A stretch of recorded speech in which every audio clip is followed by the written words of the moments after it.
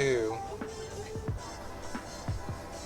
Hey everyone, welcome back to another episode of Ranting Quarters. I'm your host and pilot on this fantastic voyage through the purple and blue skies, and today, ladies and gentlemen, we have a very special guest who's flying alongside us as our co-pilot on this fantastic journey. I don't even know where to begin to highlight who he is, but he's a very special guest. He's very busy. He's very famous, very well known in Hollywood. In fact, he's a veteran, so much so that he's been working since '78, 4 decades worth of Hollywood action. He's been in hundreds of films, hundreds of TV shows.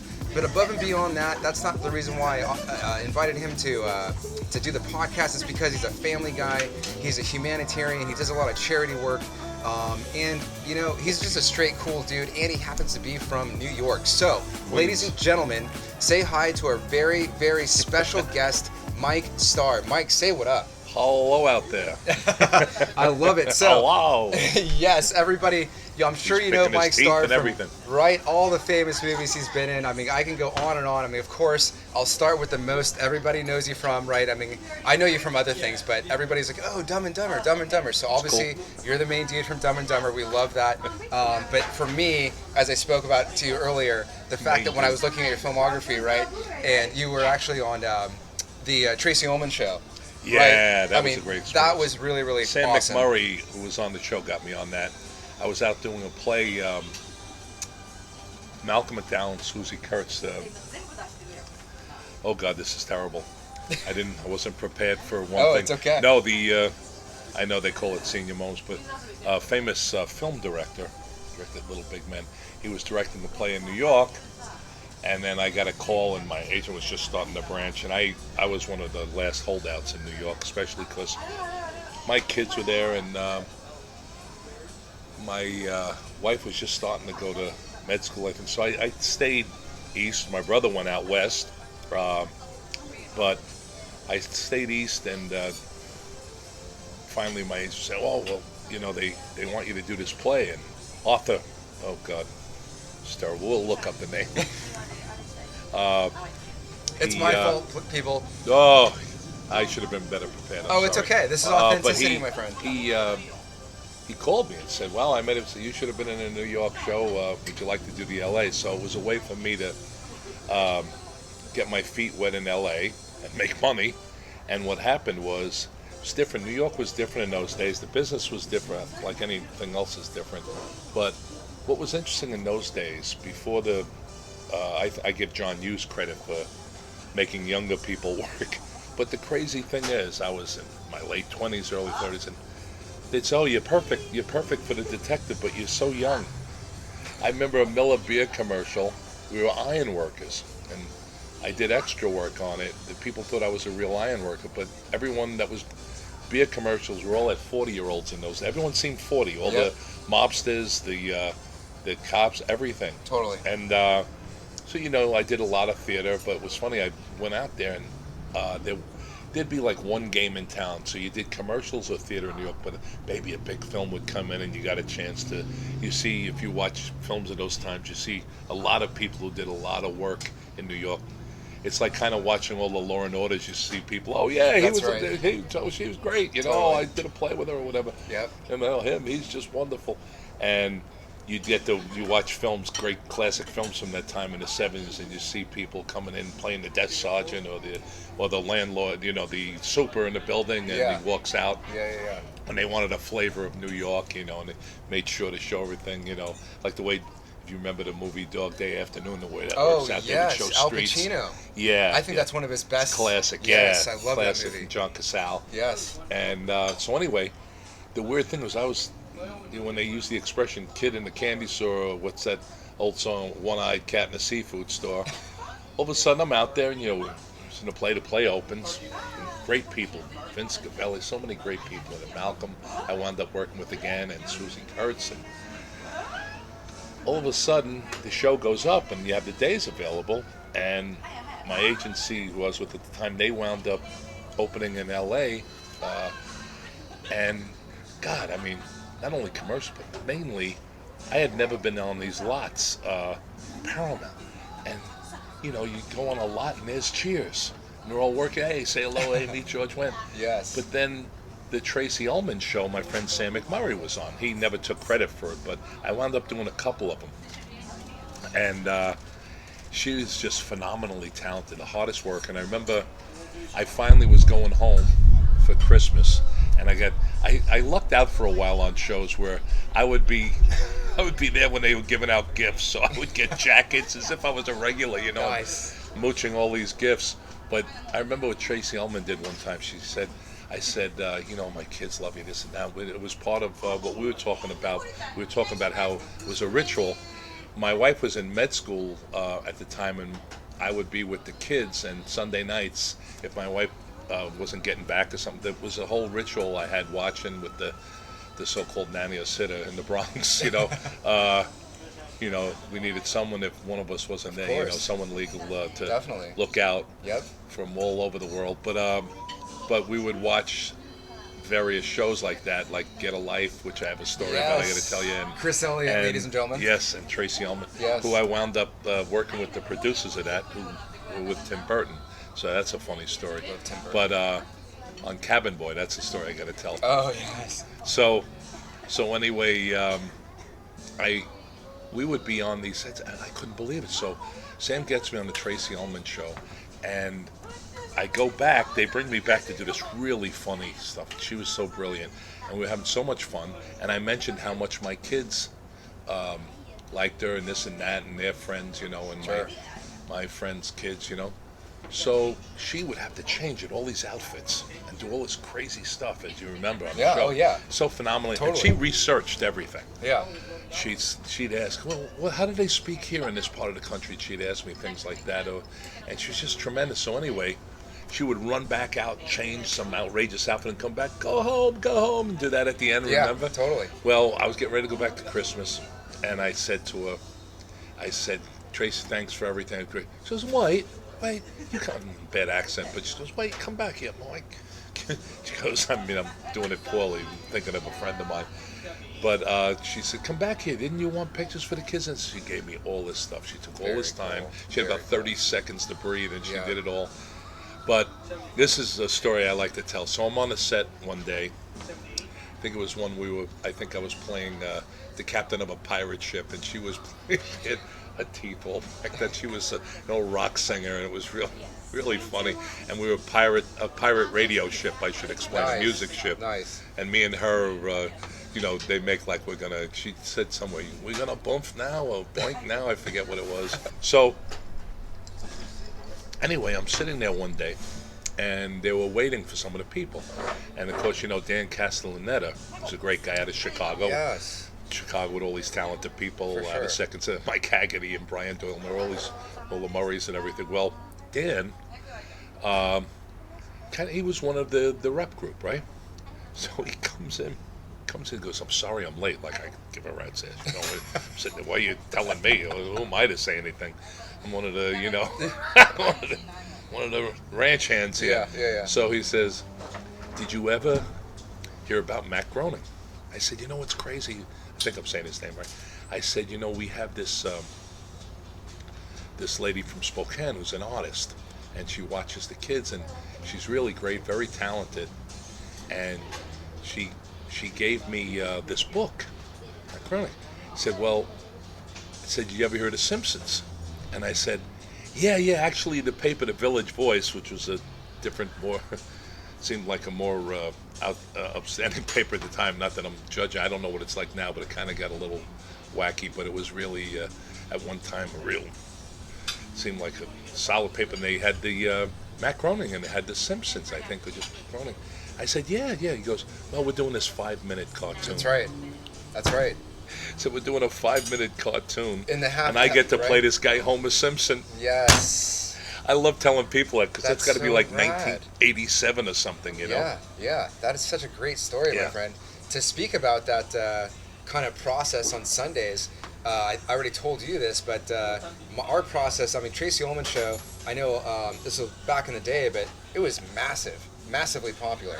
And in fact, we watched 60 Minutes, my mom would cook, Okay. my dad loved nachos. We would have this process, and then when Tracy Ullman came on, it was like the best treat of the whole week. The Simpsons came on, my I think kids like loved her. halfway through the show, right? They had You their know, own, I can't remember. Yeah, but they I just weren't like the remember biggest part. filming. Yeah, no. Right? They were just like a little Was it skit. Seth It was like Sakai halfway was through, involved? Yeah. and then they would go back to the Tracy Ullman show, and then The Simpsons became so big because everybody kept saying we want more of that 5-minute skit or whatever it was. And Jim Brooks was who directed, like, I think, what was it?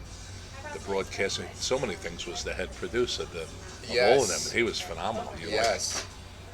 So so obviously we know that you're a Hollywood guy. We all know who you are. I'm Hollywood. I'm more of a New York guy. There you go. So I tell people Chicago. I'm adopted Chicago. I love that. Well, actually, speaking of Chicago, shout out to Charles Johnson. Thank you, my friend. Charles, my partner. Cheers. We're going to make big movies together. Yes. Shout out to Charles Johnson, because Charles Johnson is the one who actually introduced us to you. He's the glue, right? Yeah. So I did an interview with him. He's from Chi-Town. So Charles, thank you very much, my friend. I really appreciate it. I almost was in tears when he told me that you had given me this as a gift. So thank you, Charles. And, of course, thank you, Mike Starr, as well. But going back to, obviously we can go into the Hollywood thing, but I want to get more granular with you as a human being. So at what point, okay, obviously you're from New York, right? Yeah. So at what point growing up in New York did you say, you know what, I want to be an actor? That's a good question. That's probably going to be one of the Mike Starr patented long answers. Bring it. There was feelings about it. I remember I didn't get cast in the second grade play. I think they made me the curtain puller. Then I went to a Catholic grammar school, and they make me one of the wise men. And my brother, Bo Starr, who was a pro football player, nice. He made my gift of one of the wise men at the manger or something like that. But they wrapped a shoebox, and I wore my father's robe, and that was my big break. Nothing happened, and every time there were talent contests, I just didn't get a shot. But you still tried. So a little bit, yeah. And I remember I had this daydreaming imagination, I'd say, and I think I wanted to make them more than I wanted to act in them. And then we lived in this great neighborhood, this working-class neighborhood. There were two projects. Queens was like this project was built in '53. So I had three older brothers, and what they did was the electricians union, really forward-thinking union, yes. Local 3, they built their own project, which was great. And then the city built this project. And it was actually a documentary done on it. And I did some stuff in another documentary called New York Street Games, where they had everyone from C. Everett Koop, I think Whoopi Goldberg, all different people were talking about how growing up in a neighborhood, inventing the games like stickball or bouncing, box ball. And yeah. So anyway, what happened was Joe Papp did this great thing with, he founded the New York Shakespeare Festival. So, and eventually I got to work in a show. It wasn't Shakespeare, it was down there. Some really interesting people I worked with. It was the hottest show. I had small parts in it. And that I'll tell you too. Yeah. But the New York Shakespeare Festival every year is in Central Park. It's a big thing. Hot ticket. People want to go to it. And no doubt. I found myself, someone said, oh, there's a big poster there. I found myself looking at this poster. And what they did was they'd bring it to the projects. I remember the city, the New York Times did a thing about how, someone might throw a bottle of this and that in. But we had we had this, this neighborhood was like every type of person on it integrated. We were considered like a model neighborhood to other projects, because I coach kids. People would come and visit and said, how does this work so well? Everyone seems to get along. So it was really a classic place. It's considered neutral ground for a lot of people, right? So anyway, they come in, and who do I get to see? I got to tell years later on my first job in Japan, my first film job, James Earl Jones. Oh, doing Shakespeare, right? Darth Vader. Yeah, that's funny. See him as Darth Vader. But a few years later at Hofstra, when I got in the drama department, they had a great program, and we saw so many people. Maggie Smith. I saw James Earl Jones do Great White Hope on no way on Broadway. Yeah. Wow. So we got Billy Joel in the background, Piano Man from Long Island. Nice. That's right. That's right. That's right. That's right. Yes, that's right. We don't have to pay any rates. So I know. I was going to say. I had lunch with him once. Right. My friends Chuck Zito and Johnny C introduced me to him. He was a great guy, but he was from Long Island.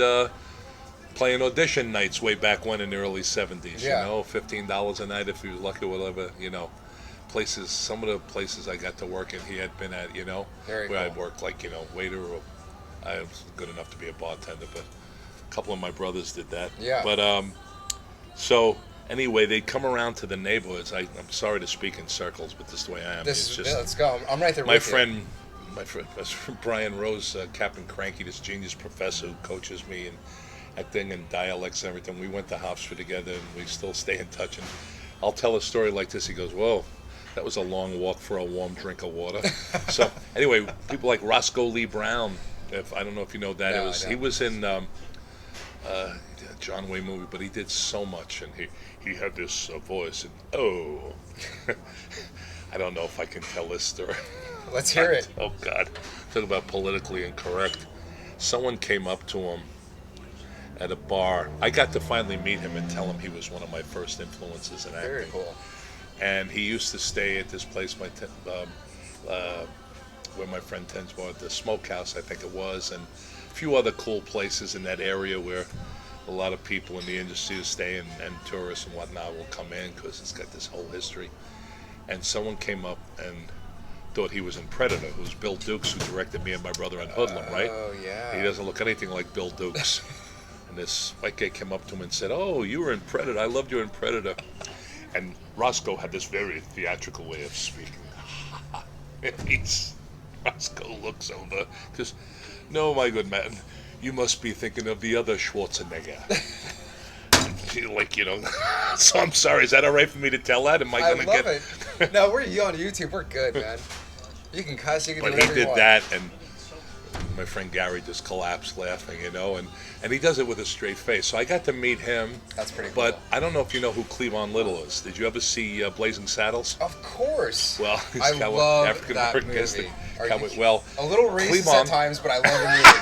well, Cleavon, they got everybody in that, right? Exactly. But exactly. Cleavon Little did a rock Hamlet, and it was to bring Hamlet to younger people to get it.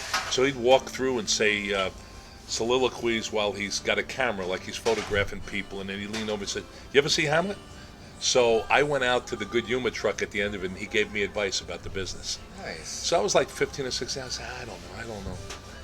And I had been active in the neighborhood and coached kids, and I liked acting, but I also found myself interested in political science and this and that, and maybe could do good and be do Congress or a councilman, and And I this is why you're always had 15? interest. So I'm about 16, Yeah. 17, and then we didn't have any theater program at this high school I had in Bayside. We tried to start our own, and I think they thought this guy was a communist. So I don't know why they wouldn't let him. He was an extreme, interesting man.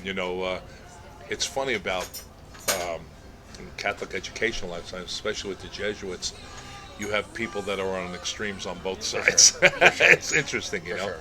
Like I met one of the Berrigan brothers, and a friend of mine did time with one of in the Federal with Philip Berrigan, and another friend told me he was up in Connecticut. But they were very impressive people, activists. Some people may not agree with their politics, but they were legit, dedicated people. So anyway, this guy, and I don't think he ever espoused it. He just was a real artist, and very unique.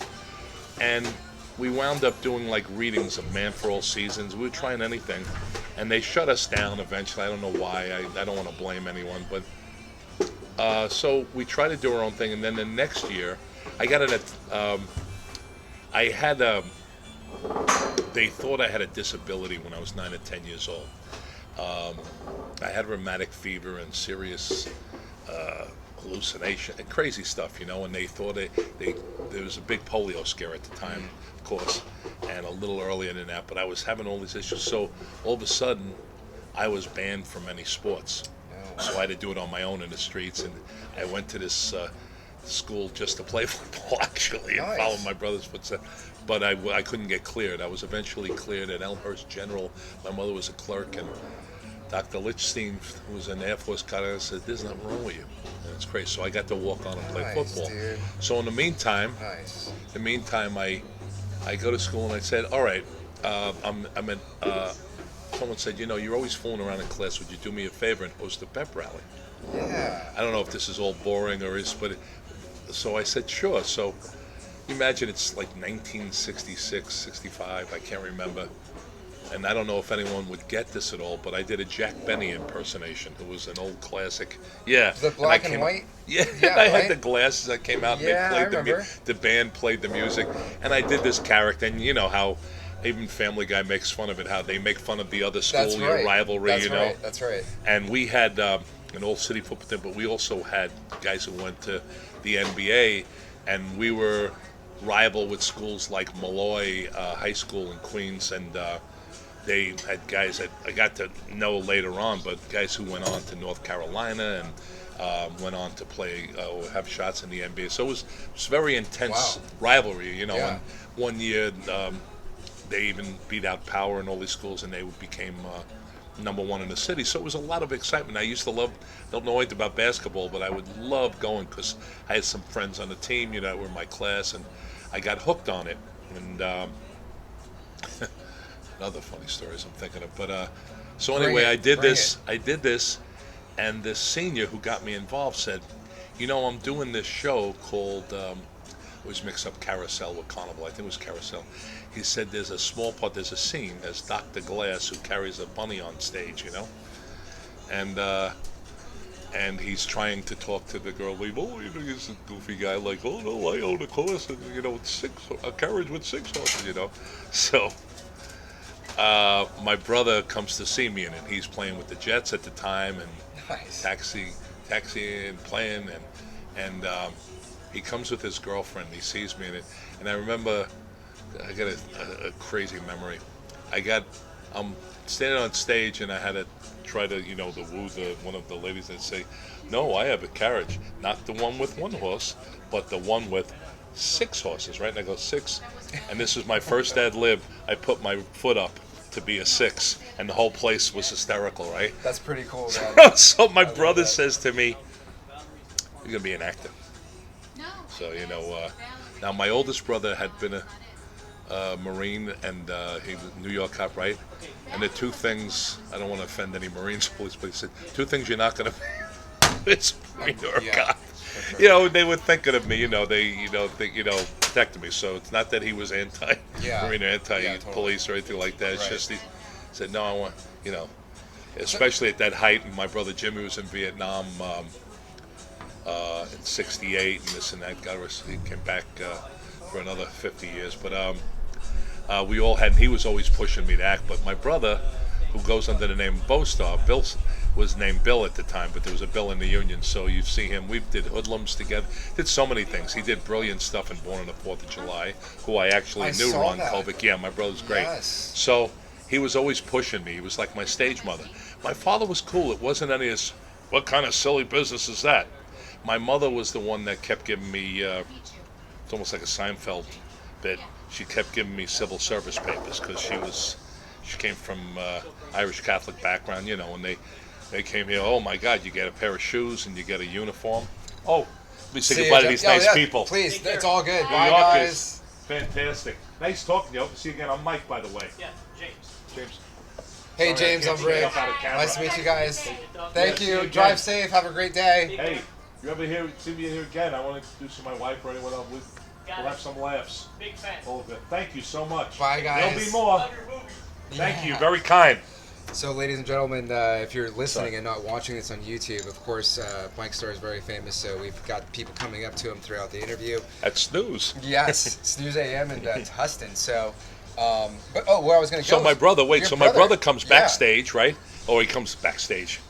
It was a Catholic high school, Mary Louis Academy, and there was this they had the dancing girls from Carousel, I think. I always mix those. I did the non-musical straight version of mean it like that. What do they say? They use the term, whatever, just the book was called Lilium before it was Carnival. That was my freshman year when I got in Hofstra. But anyway, my brother sees me and said, "Oh, you're going to act." I said, "No, I want to play football." And he says, "No, you got this thing called charisma." I'd never heard the word. But it was funny, you had the dance when there was just this beautiful young lady I especially remember that I would talk to, say hi to and whatnot. And all of a sudden one day, they had like backless dresses, that went down to it. The nuns made them cover it. For sure. With a strip. I it. said, "What the hell is that?" "Oh, sister such and such says what." So we're doing this play, and musical and having a great time. And the guy who got me involved was great. He was a senior. He was the lead. He was just tremendous. And I don't know what became of him. I had some Irish name, great guy. And he probably to this day doesn't know that got me involved. So my brother, I said, no, I want to play football. He goes, football? It was 67, 68 around. He says, that's for jocks. He goes, they're out. And literally, if I can say his advice to me, which I was pretty virtual, he goes, they're getting laid backstage. What, are you kidding me? Come out to Hoff Street. So my brother says, listen, they're getting... How's it going? We're okay here, right? We're going to move inside in a bit if it's all right. Should we move in? Are we good?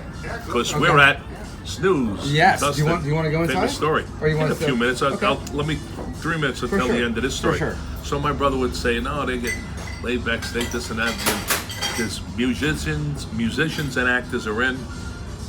Jocks are out, he told me. That's smart, man. And this is 60s. Late 60s. Boy, did he turn out to be right. Right. So, and eventually when I was a walk-on in football, all the guys who were playing in Ohio since they were like in the second grade were all burnt out. They were saying to me, I want to do what you're doing. What the hell are you doing here?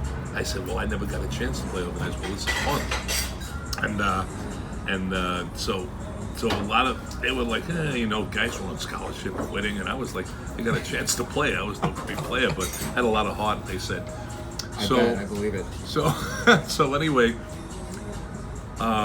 one day my brother's practicing, and I went out. Tank Passuello, Al Passuello, God rest his soul. Tank, he was this big guy. He had been an orphan. He was Marine. He owned a place called Bill's Meadowbrook, which I think is still there under different names. His son might still own it, but him, and believe it or not, Brian Denny had a brother, Ed Denny. FX. No, but Brian is known. I think Tank got him into acting. He wasn't into it at all. I think he was an ex-Marine. He was a stockbroker, and he was just so great at it, natural. But Tank eventually got him into it. But Ed, his brother, was this genius. But I had a little battle with the bottle, but he looked like 1/3 the size of Brian. And he looked like he was like 70 years old, and he was like 20. Wow. But he evidently was very popular with people and this and that, but he was this brilliant actor. So I went to see, and Danny Held was in it. I went to see Tank and Bourne yesterday, and Ed was in that, but I also went to see the Irish play The Hostage, which I wound up being a small part of at the Denver Rep many years later. And very cool. I just got so hooked on it. And Hofstra had this 1,100-seat theater, and the actors were so top-notch at Hofstra. I mean, it was like unreal, and the teaching was so great. I said, well, that'll be cool. I said, I'll be a poli-sci major, and I'll audition for plays. That'll be fun. Nice. Well, anyway, so we go to Bill's Meadowbrook after a jet practice with my dad. And here comes in Lynn Ann Leverage, who the next year would win like Best Actress in the country. They would win Best Show in the American College Theater Festival, and they did Rashomon with Carl Pilo and all these great people. Mark Winkler. I mean, just Lynn wound up, being on a soap, I think. And really nice lady, beautiful lady. And Carol Sika, who wound up being my teacher, Italian woman, And her mentor became a huge mentor, Miriam Tulin, out of the Yiddish theater and the group theater, and had a big influence on me. And could be tough if I was screwing up, but was really helpful. And what happened was I'm sitting at the bar, and my brother introduced me to these two people. So they start telling me about the drama program. And Carol Sika starts, she was Miss Sika for 4 years to us, right? But she starts, and eventually got to see her again. She starts telling me, good ambiance, all right. So, perfect. So, thank you. So Carol Sika starts telling me about this core program. Now all I knew was like performing arts. I said, what? So I'm sitting there politely like, oh great. It's 50 actors all working together. I'm sitting there going, yeah, 50. Inside, it's like that inside voice. Yeah, sure, 50. Yeah. Like I'm gonna do that, right? Yeah.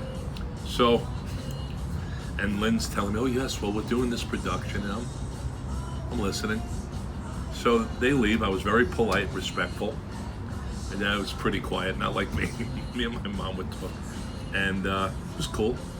And they left. So my brother says, so what do you think? He gets me along. What do you think, huh? I said, what do I think of what? The drama department. I want you to be a drama. I said, what are you, serious? Me? drama major? All these kids from PA and performing arts, acting? No, I'll just act up. He said, hey, schmuck. See, he was very tough. My father was more like a grandfather with me a lot of times, you know.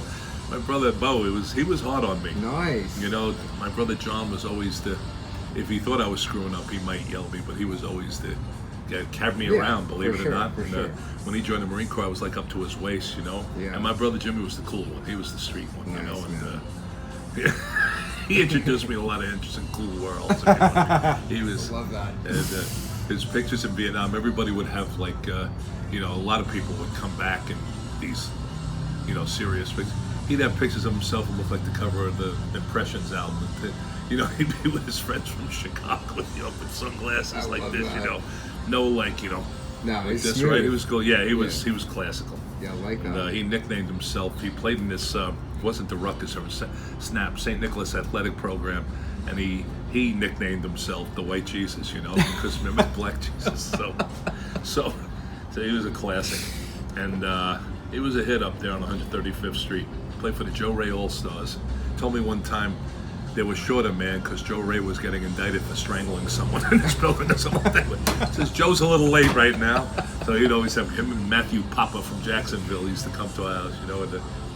And my apartment in the price, we had everybody that probably existed on the face of the earth, including Filipino relatives. My Irish uncle married in World II. We had everybody. My father put up everybody. We had 3 bedrooms. That's, you know? so rad. It was crazy. I did a lot of couch. Yeah. A lot of couch time, you know. Sounds like which is another story I got to tell you about my friend Gary. Upbringing, yeah. So yeah, and my father was great with food, and my mother knew everybody. She was a classic. And my father was very low-key and quiet. But we had interesting relatives and everything. So Massachusetts and New York. So I have a little bit of a mixture of an accent sometimes. And anyway, my brother says, hey, schmuck. They don't have anyone that looks like you or talks like us or anything close. Yeah. You're like a find for them. Yes. You know, I guess the diamond in the rough. That's You're right. like this character that no one has, and he turned out to be right. That's right. And he said, if you're any good after a year, they're going to give you a full scholarship. I said, what? Sign me up. So a week later, here's this kid who was just in Catholic school, and not 1A, not going into the military. All of a sudden, this kid is dancing in tights, you know. Nice. There's me doing body movement with Karl Morris, World War II veteran. I said, yeah, really? Wow, this is cool. This is so much fun, you know. And I wound up doing plays, and I met my best friend Brian Rose, and I wound up taking the minimum of credits the first year, and then got the full scholarship, and then as a walk-on, Mrs. Deneen helped get me scholar athlete money, and I did pretty well most of the time. So you were still hell-bent on playing football? Oh yeah, absolutely.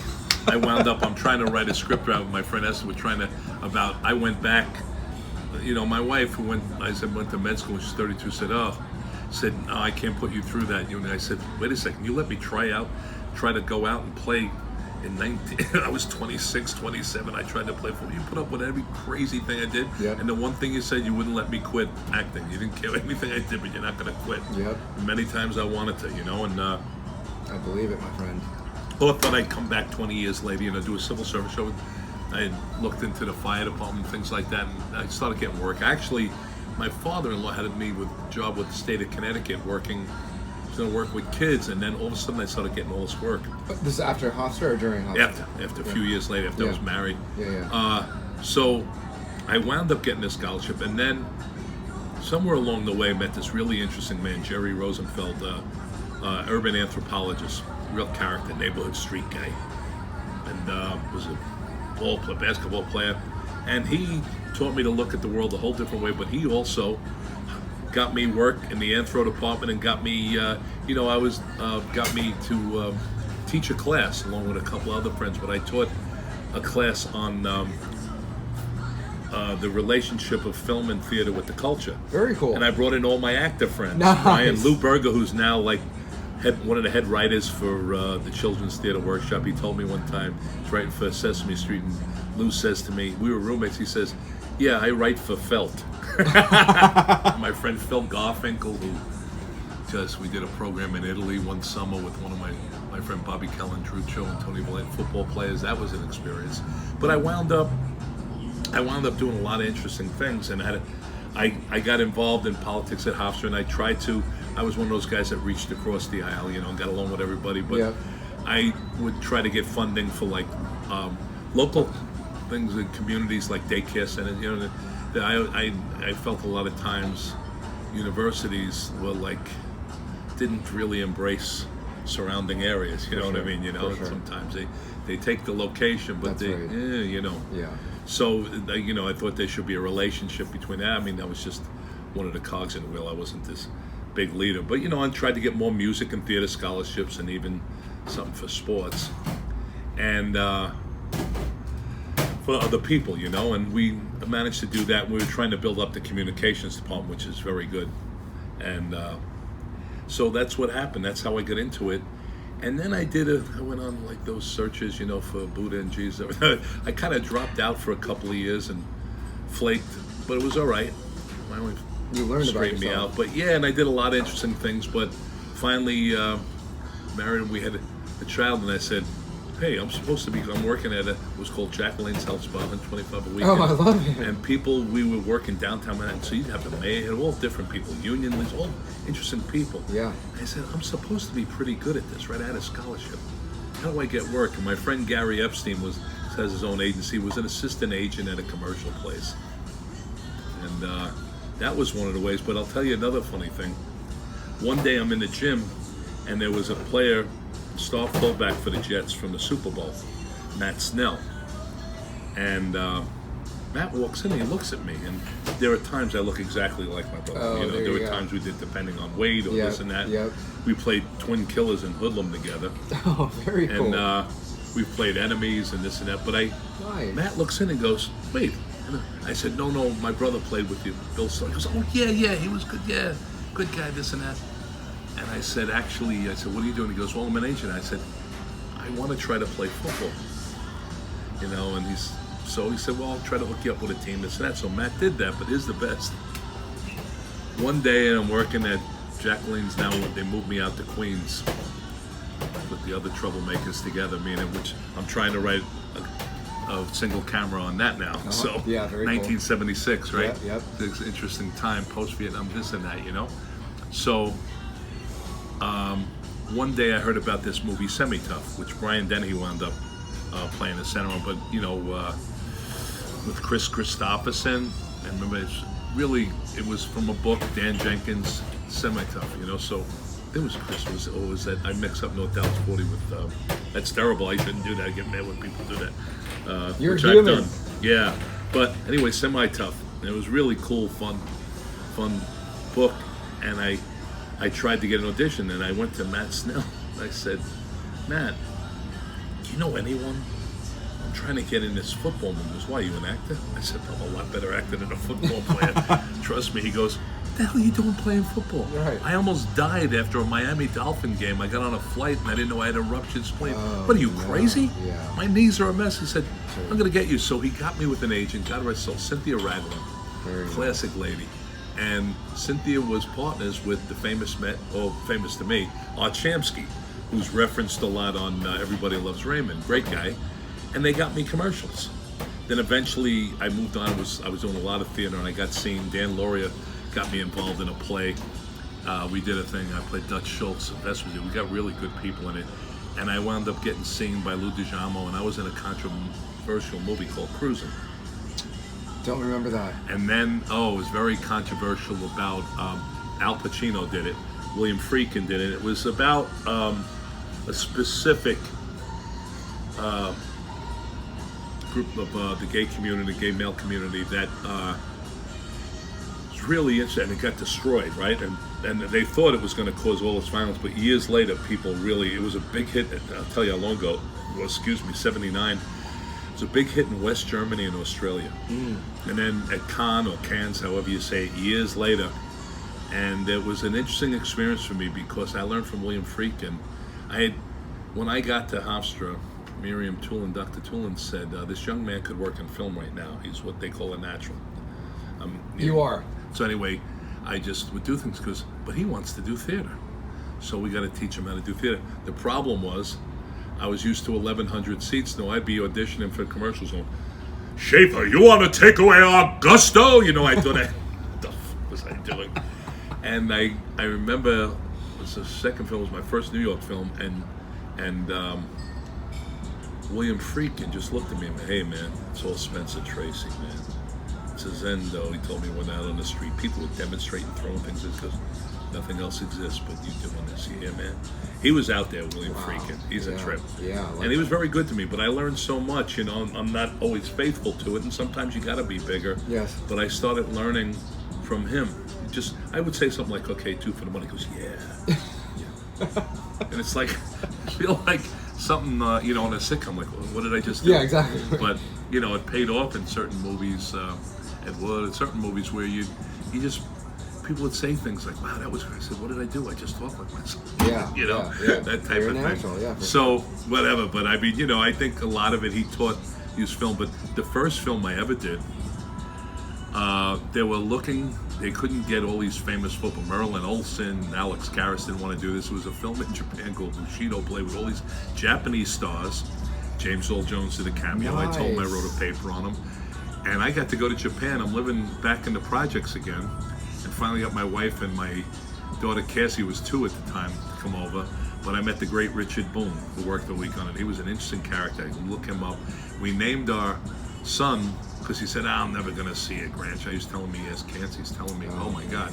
And he was so good to people, Marine extras, Navy extras. He'd bring them in the room, buy $100 steaks. He'd give them vodka. He was just the greatest. Yeah. And I got to sit a week in a hotel room. He'd just tell me stories. Whether it was, because I had all these different people from, he was a World War II veteran, Navy champion fighter, or heavyweight fighter. Just, people would stop and see him. He did this famous show called Have Gun Will Travel, which I pitched to Dennis Farina, God rest his soul, and he says, oh, Mike Starr, we got to do it, you know, and someone else had the rights, Travolta, someone, but it was the first time a hero dressed in black and wasn't like, the scrubby white-faced blonde. You know, Richard Boone had this scraggly face, you know, and dark hair. And very interesting man. I learned a lot from him, but the film never saw the light of day. They put me on a horse. I'd never been on a horse in my life, and the horses were not like movie horses. Like, hey, it's like stories that I gained a whole bunch of weight. I remember because I had to do. They wanted me to play this big wrestler. They dyed my hair red, which in the sunlight turned strawberry. It was hysterical. It was like you'd have busloads of Japanese kids waving at me. I think they thought I was a pro wrestler. That's so Since then I rad. go up and down. Yeah, it was a ride. It was a great experience. And my wife, who's the pediatric heart surgeon, had to give a talk, and she surprised me. We went to Kyoto, and my friend Richie White, who knows everybody in all over Asia, hotel men, set it up, and they surprised me. They took me to the Nanaji Temple where I had filmed 40 years before. No way. My wife was giving a talk because one of her specialties is this ECMO, which keeps people alive outside the body, the children, you know, and she said, come on, we're going to go to Kyoto, and it was our anniversary. It was amazing. It was trippy. It was just, the whole thing was a great experience. And the movie was called Bushido Blade, and I came back to Queens, and I think for 4 or 5 hours I told funny stories about me being on the horse, trying to get out, working with people like Sonny Chiba and Toshiro Mifune, and just so many funny stories I had, you know, ridiculous stories of me flying through things and being on cliffs and everything, just great stuff, and kindness from people, and but it was named Mako Uematsu. He was the greatest. What part of Japan were you staying? Well, we went from Tokyo. We went all around.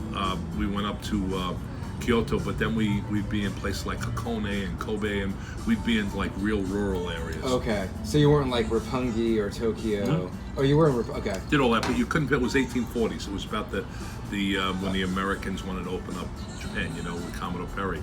So it's hard to get that authenticity in the 1800s when you're in Tokyo. Yeah. So we were in a place areas. one day. Arthur Rankin, who they had about 10 of the Christmas cartoons, Frosty and everything. Real nice man. I think his father was Rank Productions in England, but Arthur Rankin, and I'm trying to remember the writer's name. He was a very sweet guy, very humble. he had some really cool cartoon he used to draw and write. Steve Roper, I think it was. These are like out of the 40s and the 50s, you know. And he gave me all sorts of autograph stuff. But they wrote, and they kind of did a melange of stories, you know. And sometimes people would say, yeah, I don't know if this is quite right, you know, or this is quite authentic. And he's wearing something from the 14th century. Yeah. And he's, you know, Yeah. really. But it's great. We look at Japanese those classics. Who later on you get to see in so many. I mean, Shiromafune is iconic, you know.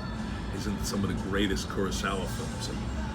But it was such a, here I am, you know, and I just gained like 50 pounds. And I went on a horse once with Danny Harper, who was one of the last cavalry officers, part Apache, part Irish, and he 10 bar with my brother. And No way. I think I sat on a horse for 5 minutes, and I'm over there like, whoa! One time, Frank Converse was we were looking at dailies. He said, "You didn't need they said they couldn't get a stunt double for me. They said that you didn't need a stunt double. They should just get a sack of blue laundry and put a red wig on it." So I was like, whoa! But I got into it. Eventually. I enjoyed it. Nice. But I never really wrote. Years later, I got on a cowboy film.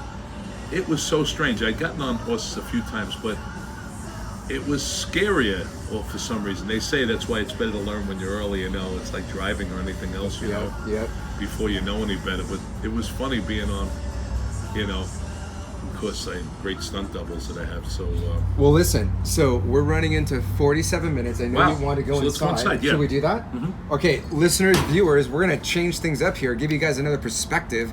We're gonna go inside. I like you it. ever see the movie that produces the first one? Yeah. Oh yeah. With Zero Mostel and Gene Wilder? Yes.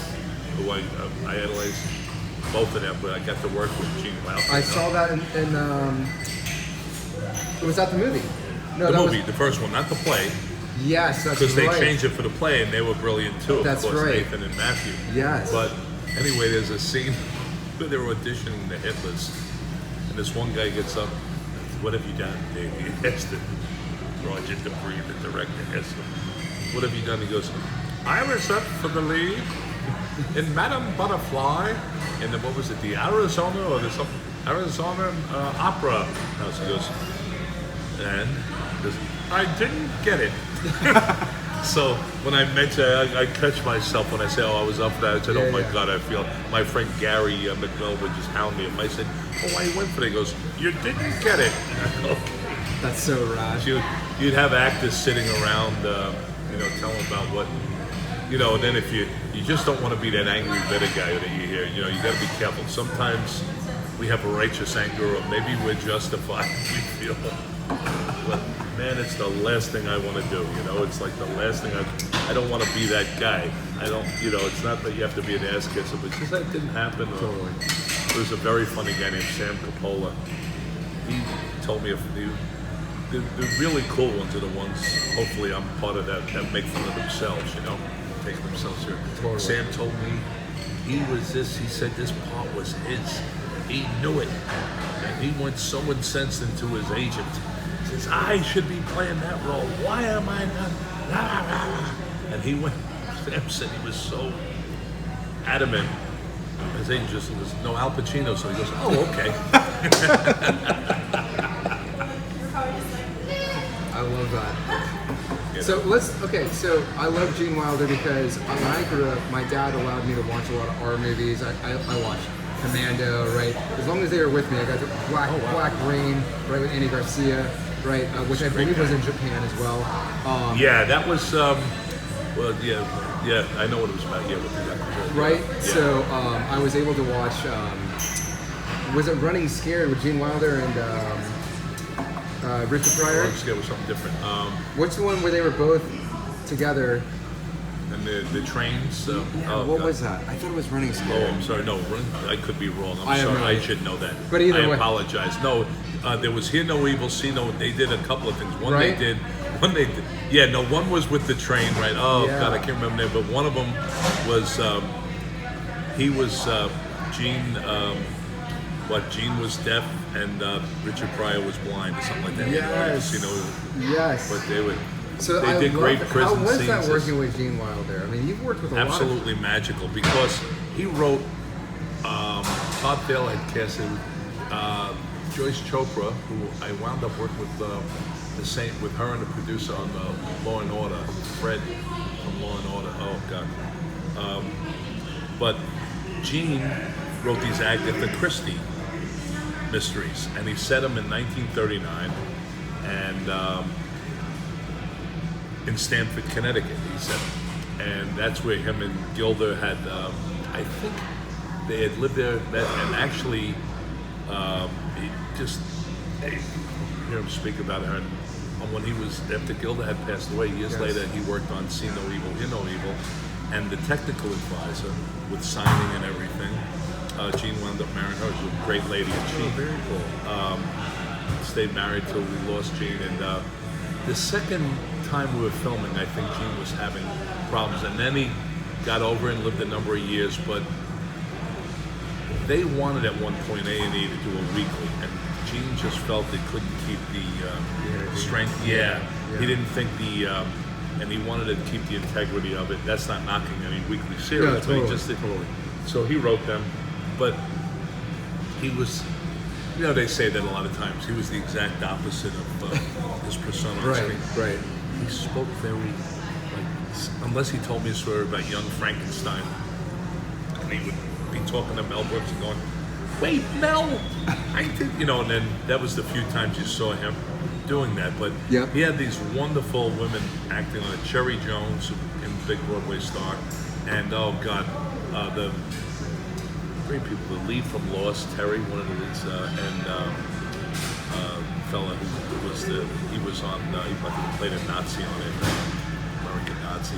But the one from 6 Feet Under, whose brother-in-law turned out it was one of my football coaches at Hofstra. But oh God, I'm sorry, the great redheaded woman. Then there was a woman who was in like all these German films. I mean, just he got the woman's roles were so great, and so ahead of his time. 1998, and it was one of these jobs. I mean, I usually have fun whatever I'm doing. I can imagine. But the thing is that Charles says that would be my role as producer, actor on the films we're going to do. Yeah, series. for sure.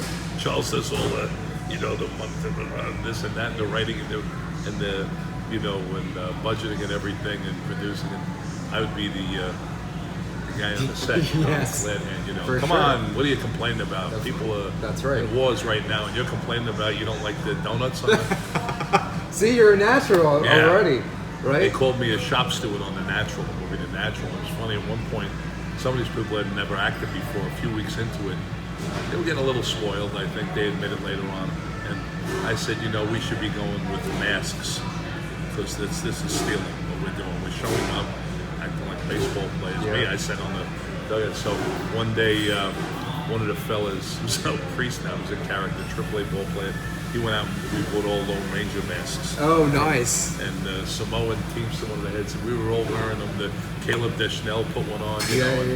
And a lot of people didn't know what we were doing, but I was trying to say, we're stealing money. Because I was used to doing theater for nothing, this and that. I mean, my wife wasn't even in med school yet. I had 3 kids by then, an infant. And, here it was with all these stars. Wilford Brimley and Richard Farnsworth are paying for everything. Duval would take us out. Redford couldn't be any kinder. Wow. And I said, we're on this thing. This is I said, you guys think this is normal, what we're experiencing now? I said, I was working with a place, doing a play for nothing. So hoping we're trying to get to Broadway, which we did. Right. But we got good reviews off Broadway, but it was really for a small house. But roaches would be on this. I fell through a ceiling, fell through steps one time, going through it and hanging on. I said, this is like people are running to get you things, I'm not saying you should be abused, but it was funny perspective. So that's, but if I thought people were being abused, it's one of those things. I think I'm a frustrated union leader sometimes or whatever.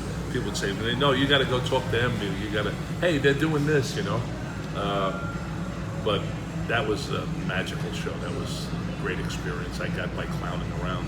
The Broadway show closed in one night. All I wanted to do was impress Barry Levinson. I went and screwed around at the tryout, so I can't play baseball. And sure enough, about a week later, everyone said, "Where's that big guy, that big funny guy?" And Luke Chalmers said, "He told you he couldn't play." I don't care. And they made me a designated ad-libber. It's so rad. Yeah, it was a magical time. And Robert Redford was so helpful. My wife came to visit, and he was talking about medical schools in Utah and Colorado. His sister was a nurse, and it was really cool. But how did we get into that anyway? I was telling you something. I was asking about Gene Wilder. So Gene, I love, like I was saying, I love most things, but I gotta tell you, I played the detective in a town. It was a great idea he had. He was the theater director in 1938, 39, so you know things that were happening then historically. And I was the detective. I was Tony Baloney. He called me Tony. Tony Baloney. I actually had to sing opera in it one time, and I'll tell what, I'm not an opera singer, but it just was a funny thing that happened here. I had to learn it and everything. But, which I did sing a song like that in Miller's Crossing, actually. Looped myself, and people thought someone else sang it. But Gene had such beautiful characters that you couldn't wait to get to the set. It was so much fun. It was so great. He'd say, come on, we're going to do 30s talk today. So Cherry Jones and me, we'd sit like in a theater talking about, yeah, but that's not what happened. Da, da, da, da. No, but I'm telling you, oh my God, you had to like speak like a 1930s movie or 40s movie. Yeah, he was really cool. And and my wife wound up getting him a book, a first print of Charlie and the Chocolate Factory. It was found in New Hampshire or something like that. Very cool. Yeah. He was. that. We'd always go out to restaurants. He loved Italian restaurants. Nice. And, yeah, he was a New Yorker, wasn't he?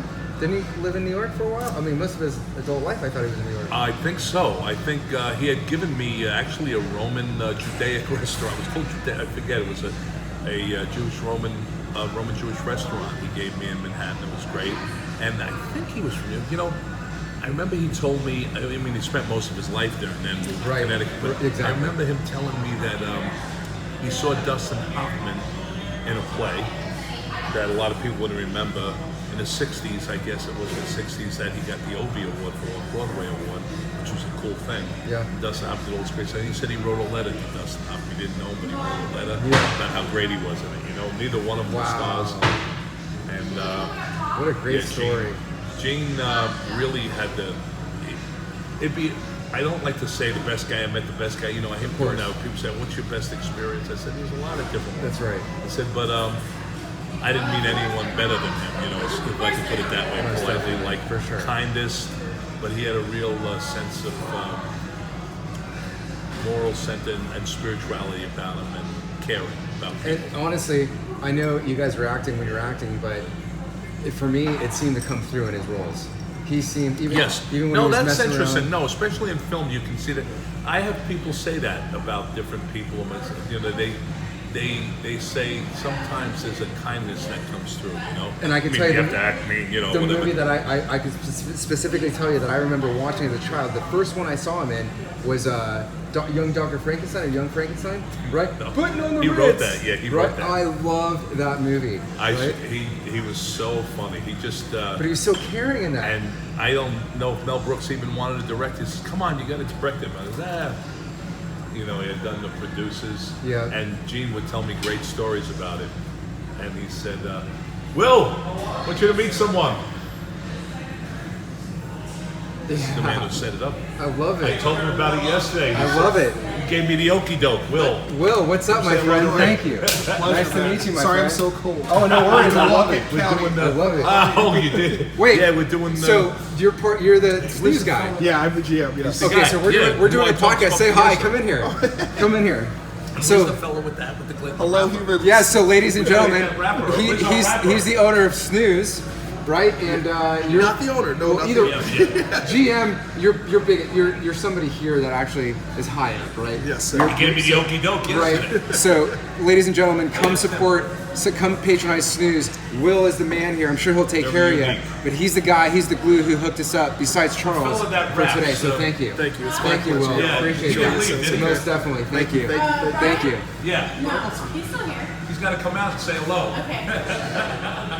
Pancake Day, they do a blood drive. Thank you, Will. Right? They do a blood drive.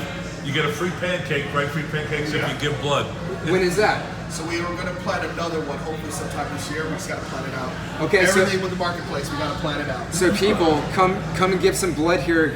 Stay tuned, right? And get some free meals. Help people out and help your stomach out.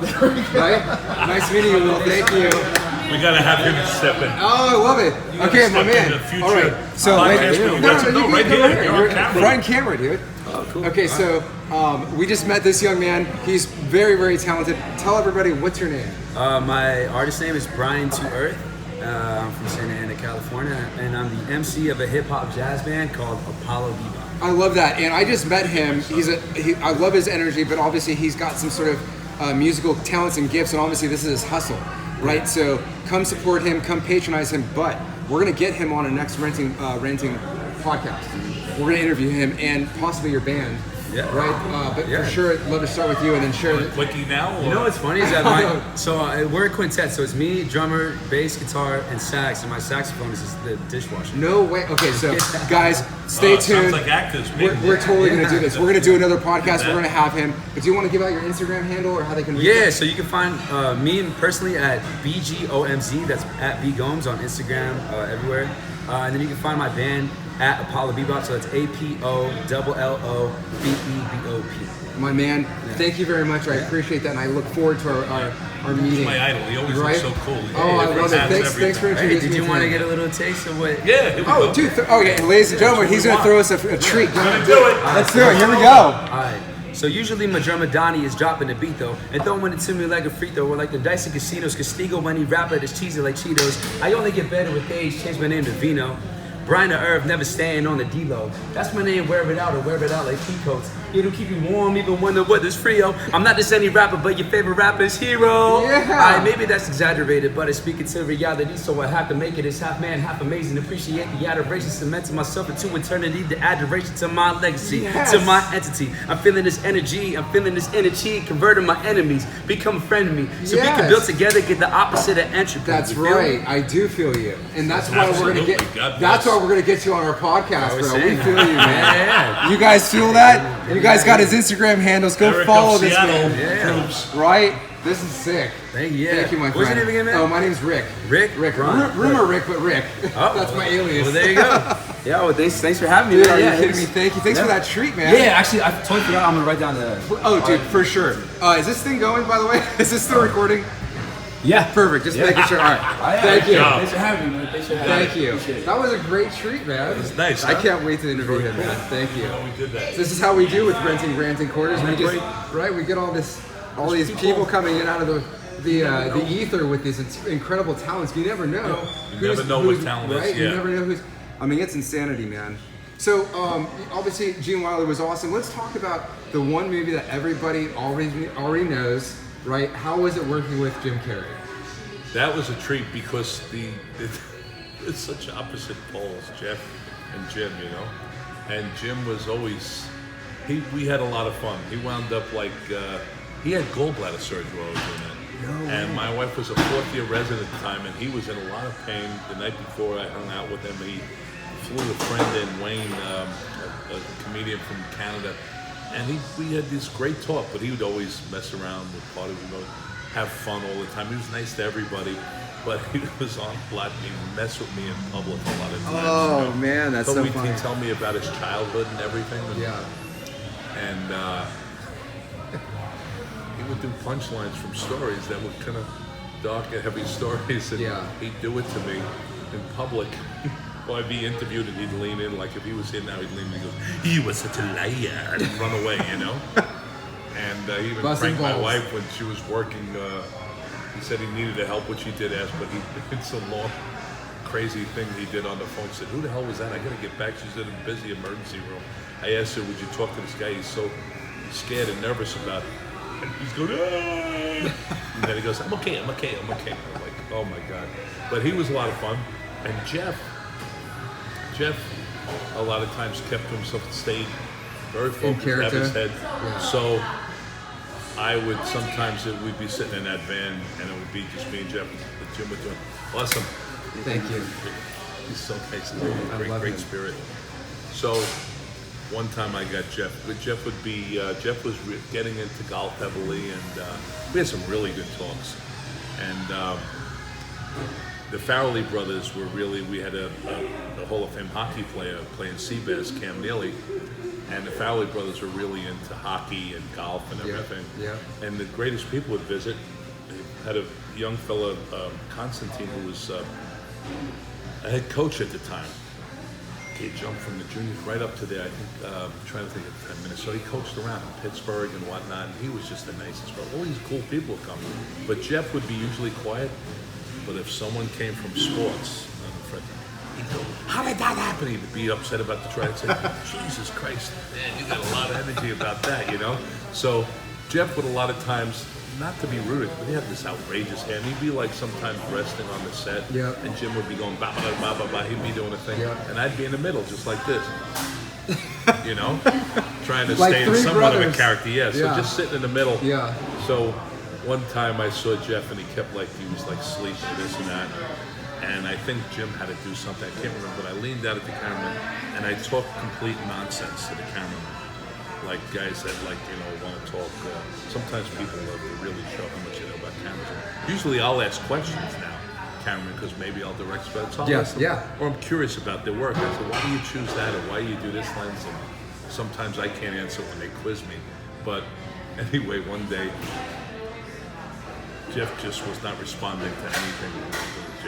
Jim was for it, this and that. So finally I leaned over to the camera and said, you got me on a cowboy? What are you using, a 60 in that? I want you to, because we're going to be coming down there, I want you to catch it.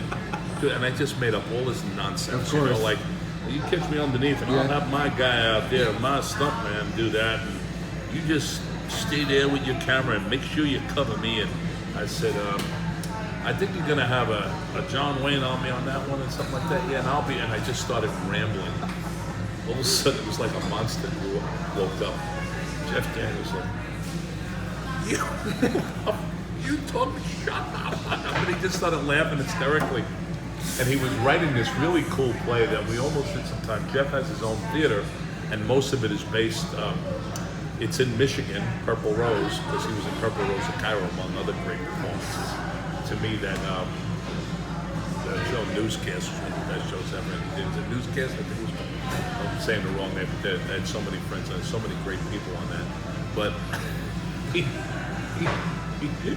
just went nuts and he said, "Would you come to my trailer because I'm writing this play and I need a guy who talks like a stunt coordinator." And he was cracking up. He's writing stuff down, and I said, it's just from hearing friends of mine talk, you know, about cameras. So he was really cool, and there was a lot of fun on that set. You didn't know who was going to show up. I was bet. more of a partier in those days, and Ladies and gentlemen, we're talking about Dumb and Dumber if you don't know, and we're also talking about Jim Carrey and Jeff Daniels, if you were wondering who the hell it is. you know what's funny is that sometimes Jeff Daniels has done all these different, as Jim has done, and people just want to talk to them about Dumb and Dumber. It's funny, huh? Yeah. And that's It's an iconic. It's I mean, crazy, with my the man. hospital, so many still there'll be people I'll visit or talk. They want, you know, they asked to meet the guy from Dumb and Dumber. One time, it was a difficult situation with a kid, and my wife was just starting work in Chicago, and wouldn't talk to anyone. This kid really was in a tough situation, about 7 or 8 years old, and just said, "Listen, get your butt down here." Usually she'll say, "Do me a favor." What am I going to say? "No, I'm kind of busy right now. I'm having a martini or whatever, you know." Said, "There's a kid down here. Talk to anyone, but I have a bet with her that I know the bad guy in Dumb and Dumber." So it's over here, and it was really funny. So I sat there, and she was like looking straight ahead, like really tough. And I started telling her stories. I said, "You want to hear when Jim Carrey pranked Dr. Starr?" And I told her the story explicitly. And I was telling her.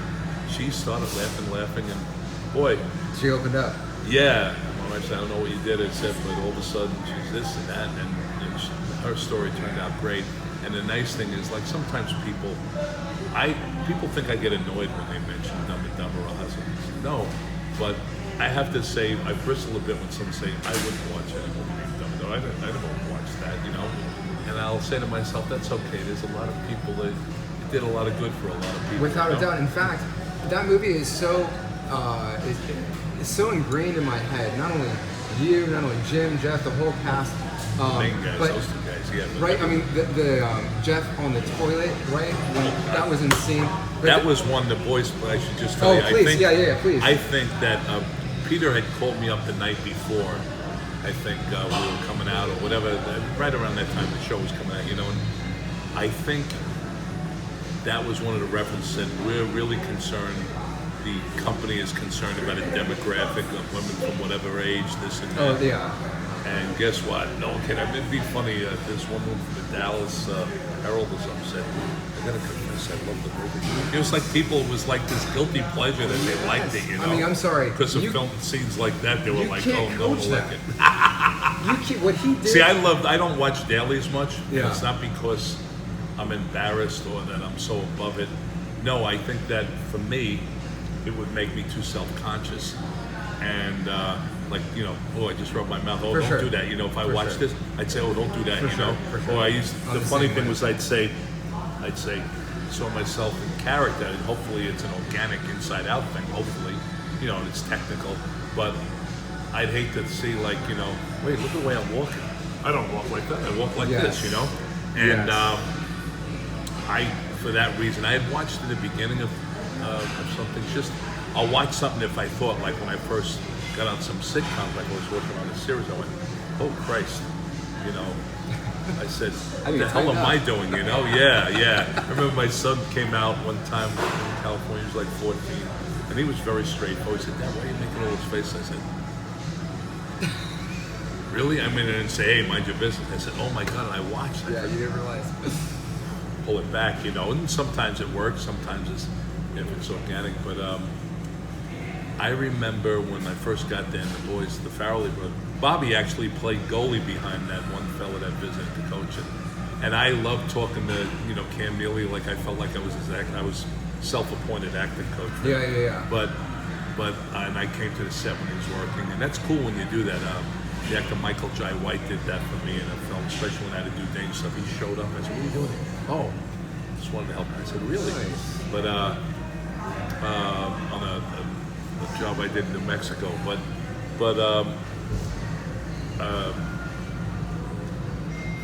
the Farrelly brothers, I was saying, so they said, come and watch because I think it was one of my first times there. I want you to watch some of the things we shot. Yeah. Well, the first things I saw was the tongue getting stuck on the hole. And I'm losing. I said, is this the film I'm in? Yes. And then when I saw Jeff do that thing with Holly, when he was doing the snowball. Yes. That's Lauren what I'm Holly, saying. when he threw the snowball and he threw Right it in in the the- face. that's right. I said, this is sick, and I started laughing. And I knew, you know, a lot of times people said, you know, if you're in something, how's it going to be? I mean, all right, hopefully you know that if you're with Robert De Niro once, because there's a good chance this is going to be great, you know? Yep. You know, but, you know, doing a scene like that, but you got to say, man, I sat there and went, this is fun. It's great. insanity. In Yeah. fact, what the scene, not the scene, but the quote where he says, he's running to the airport and he pushes the nun out of the way. He says, It's all right, I'm a screw. Move it or lose it, sister. Right? I use that quote all the time. I forgot about that. All the time. In fact, this is what's crazy. So Charles, when the gentleman Charles Johnson who introduced us, I interviewed him. He didn't tell me until the end of our interview the surprise that he gave me, the treat, the gift that is you. Yeah. Or the fact that he allowed me to interview, or he got us together. I don't know if it's a favor, but thank you. But during the interview, Told me great things about you. oh, I thank you, man. Thank you. So he says, and right back at you, by the way. And so he says, at some point during our interview, he said something about, he was pushing somebody out of the way, or I can't remember what it was. And I used that quote and I said, move it or lose it, sister. And in fact, I put up a snapshot of him, Jim Carrey, from the movie in the interview. I'll show you it on YouTube. It's on there. But it's so ironic because at the end of the interview, and I don't think Charles put two and two together that I had said a quote from Dumb and Dumber, and you were in that, which is one of your claim to fame, right? So it all comes together, but it's insanity because before I knew that I was going to be interviewing you that day with Charles Johnson, I had thrown out a quote from the movie. So, and when you do the pills, I mean, when you guys are chasing across, I mean, the whole movie. Look, I didn't want to come out of the gate saying, "Hey, the guy from Dumb and Dumber," because your credits roll way beyond Dumb and Dumber. I mean, you've done everything. So I wanted you to know that I checked out your filmography. In fact, before I even looked at your filmography, I already knew what you were in, but I just had to brush up on my skills. So I didn't want to come out and lead Dumb and Dumber, but my friend, it's not only a cult classic, it's part of my growing up, right? So it's interesting. I talk to people. It's fascinating. A lot of professional athletes, especially baseball and hockey guys, I saw someone sent me the Milwaukee Brewers' pitchers would do the scene. I've had people ask me, firemen in the Seattle airport, they were there for some event, they were from Idaho or something.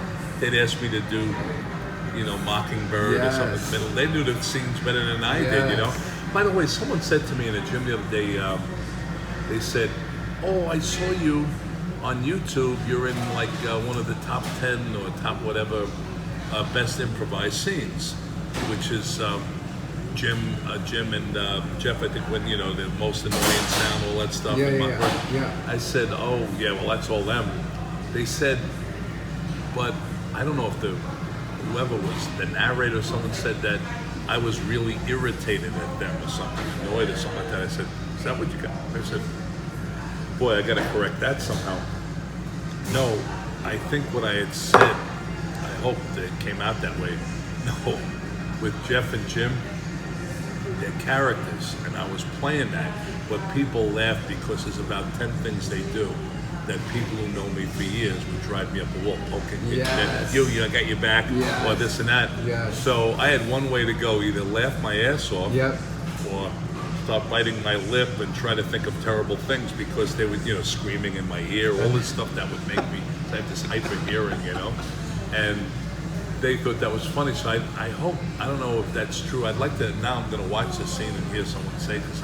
It wasn't like I was annoyed at Jim and Jeff by any means. No, absolutely not. Every day was a treat with them. It's so funny because people would laugh. They'd say, "Oh God, I can't imagine what he was like then," because all that stuff drives them up a wall. But I just used it, when someone, the acting methods, you say, use it. You're That's upset right. about this, use it. That's right. Use it in the scene. That's right, for sure. So, all right, I know that we're coming up here on the, hour and 20 minute. I don't even know. I don't even care. The people don't care, but I do want to get to the meat and potatoes of their insights, your motivation. I know there are a lot of actors in Hollywood. I know a lot of people come here from all around the world to try to make it. You started out in 78, first role, correct me if I'm wrong, but Hawaii Five-0 from 78, and here you are now. You're still, Mr. Mercedes, you're still doing. I saw you on Billions, first season. I had worked with those guys' first film. I think they were Knockaround guys. I love it. So they remembered me. I think that was Vin Diesel's first film. So you're rock and rolling. You're still kicking ass. So let me ask you. It's all cycles, as my friend Mike Haggerty says. For sure, but you're still standing. You're still well known. You're still getting roles like. Okay, so for people out there who are stuck in Hollywood, who are trying to make it themselves, or who are thinking about becoming a Hollywood actor or writer or producer, what can you give to them? What piece of advice can you give them to help them out to weather the storms or the ups and downs? That's interesting. They say keep moving. Keep moving, for sure. No, I'd love to, a lot of times now with this, look at this world here, I tell people to make their own films. One of the advice I gave to people is that go whatever city you live in, if it's New York or NYU, out here with SC, or actually we're in Orange County now, Chapman is one of the top film schools. That's right. I say get in there, especially if you're not 20 years old or whatever. Chances are people want to make a film and they don't have anyone like you, like those in the foot. So I would tell them, try to do whatever independent films you can do, but do shorts, do anything, because those are three-pronged. It sounds like a Monty Python bit, but it's one. Spanish Inquisition, nobody expects threefold, fourfold, 5. But I would tell them, first of all, the experience of being comfortable on camera, the challenge of getting a part you may not get for the next 10 years, a chance to stretch like that maybe, but also, big thing, you look at all these people, Spike Lee, the Coen brothers, all these people, can you imagine knowing them when they were 15 or 20 or 22 or in that NYU or SC, wherever people go? Now you're in with them, and you do a really good job. I don't mean kiss ass, but maybe 3 years later, 4 years later, these are the filmmakers. Yes. And you've just worked with these gifted, hardworking people that are, pioneers and forward thinkers and really highly trained, Yes. And that's one of the things I recommend. Also, the game has changed. When I did it was, went out, I was just told, get in a showcase theater. And then the cliche was, oh, LA, they don't care about theater. I don't know about that by any means, but the thing was in New York, if you got in something really good, I mean, look, Dan Lauria got me involved in this, played Vesper's Eve. Wow, all of a sudden, there was like 40 seats in the theater, American Theater of Actors, an old court building or something up on 8th and 53rd, 54th. Well, you know, people came because people were starting to talk, or they knew the director or this, and boy, people were starting to talk about it. So, and we would do shows on the off day for Broadway shows.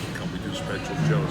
All of a sudden, there's people watching us and they want to know. Yeah. So if you get in something really good, I'm not for the sake of doing it, but I think there is something sometimes that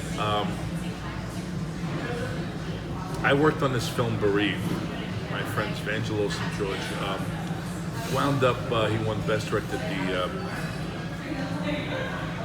Hoboken Film Festival out in New York, and I got honored by them. But Malcolm McDowell was the lead, Jane Seymour, Keith Carradine, and I had a decent role. But I think, you know, we did it for, like, I hate to say no money. I mean, because it wasn't anyone being cheap. They just got this together and were barely able to get it.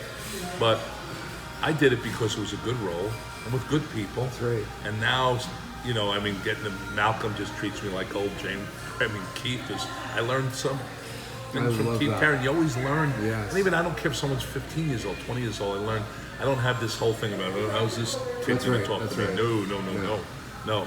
But the funny thing is now I have this strong relationship with Vangelos and George, and they're fascinating guys. They even have a boxing gym, and they've taken people up the streets who are now doing quite well, changed their lives, and they teach me a little here and there. But I did this film. Ken Lee, who's a big manager, and he was mentioned on the Emmys for Mrs. Maisel, but he was with my agency, Innovative Artists in New York, and he was always forward thinking. He says, I read this script, and you know, God knows it, and I'm not being facetious. When sometimes you have SAG allows these films done ultra low budget, they only could be $100 a day you get, yes, or maybe you get points or the back end. But right, the thing is, in the hopes that, you know, it's like some of these horror movies. Also, wow, they go through the roof, and that's right. But to do quality stuff, you know, you do everything you can. I'm not saying other things aren't quality, but if you really get to do something, because be selective. Yeah, but also there's something about, you know, I'm trying not to say cliche terms, but they say honing your craft. Yeah, you know, for sure. I mean, that was the thing about New York. You just kept doing theater, and hopefully getting seen, but always working it out. That's what a lot of these workshops were like. But I prefer, I mean, I respect classes, workshops, but I prefer that wanting to be in front of people or in front of cameras where it's for the money. You know what I mean? Like, yes. You know what I mean? It's like the pressure of that, and also we're trying to create something. So my friend Brian, he had a student at Delphi University. These guys came up with a really good idea. They did a thing on love and relationships, and it was 6 short films. And I played an ex-coach who was closeted. Yeah. I went on a cycle of playing like closeted Irish mob guys. Yeah. Ed Burns had me do something, you know, just someone. I go through these cycles. The bad guy, or the good guy turns out to be the bad guy. The bad guy that the guy you think is the bad guy, but he isn't. He's just reformed now. And the CSI I did. No, I wasn't the killer, you know. But I wouldn't normally get asked to do that. And the fabulous actor, he was on Boardwalk Empire. He played had been a former player, and he wants me to come out of the closet, you know. And or end up not. But there was all the beautiful scenes this kid wrote and directed. Finally, someone saw it and said, "Hey, I saw you do." I said, "What?" One of the agents said, "Oh yeah, I saw that. I want to tell." I'm telling that an agent, never seen you do that. You know what I mean? Wow. So you try to. That's where you get the chance. You know what I mean? That's what doing showcase. Now out here, people do it out in LA. I should say out here, but the term Hollywood. I'm not saying you're saying anything wrong by any means. We always had the attitude in New York. You know, like, oh, you want to, you know, that whole Sinatra song, make it. My friend Smitty got her soul. He was a best boy and a generator man. He kept saying, "Mark, you gotta make it here," you know. And always supported me and introduced me to everybody. Yeah. You get that rep of the guy in New York, and then then in the 80s, you know, Chicago and Mammoth came up their own world, and people like Joe Mantegna, they didn't have to do New York theaters. I think a lot of times, I'm not saying don't come out to LA, but the world's changed so much. Sometimes the place to be is in New York now, New York City. Right, and You the know what fact I mean? the fact that you have technology now, like you said, make your own movie. Make your own movie. Like we're Tell doing your this, own we're story. doing this podcast on what it's going to have hell of a quality, the best 4K video, and it's on my iPhone. Yeah. Right, so if I was an actor, I would be writing my own movies. I mean, I'm not an actor, but I would say if I was, and starting out, I would probably write my own movies, my own shorts, right? Because then you generate a and reel, especially, right? I mean, it's changing now ethnically, where more people are getting opportunities, or like, you know, like you see commercials now, and wow, we have whoa mixed couples, all that. Right, exactly. I was at the Hoboken Festival, and this couple came up to me, and they were very into talking to me. They were telling me what commercial. They said, "Hey, you know where we met? We were the what do they call it? Non-determined ethnic group couple or something." Yeah. I love that. was laughing so hard, you know, it's racing.